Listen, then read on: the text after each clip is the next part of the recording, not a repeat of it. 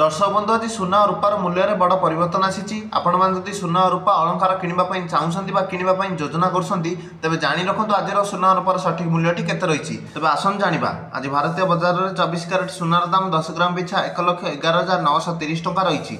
सेहीपरि 22 carrot सुनार दाम 10 ग्राम पिछा 1,02,600 टंका रही। सेहीपरि आज राजधानी भुवनेश्वर में 24 क्यारेट सुनार मूल्य 10 ग्राम पिछा 1,11,930 टंका रही बेले 22 क्यारेट सुनार दाम 10 ग्राम पिछा 1,02,600 टंका रही।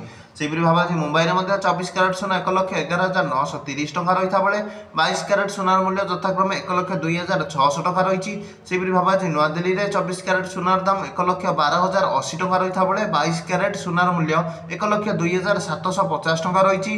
सेहीपरि आज चेन्नई में 24 क्यारेट सुनार दाम 1,12,150 टंका रही बेले 22 क्यारेट सुनार मूल्य 1,02,028 टंका रही। सेहीपरि आज कलिकतार 24 क्यारेट सुना 1,11,930 टंका रही बेले 22 क्यारेट सुनार मूल्य 1,02,600 टंका रही। अन्यपटे रूपा मूल्य किलो पिछा 1,34,000 टंका होईची।